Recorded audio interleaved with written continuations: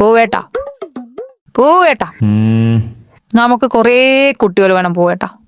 ഈ കൂട് നിറയെ കുട്ടികൾ വേണം.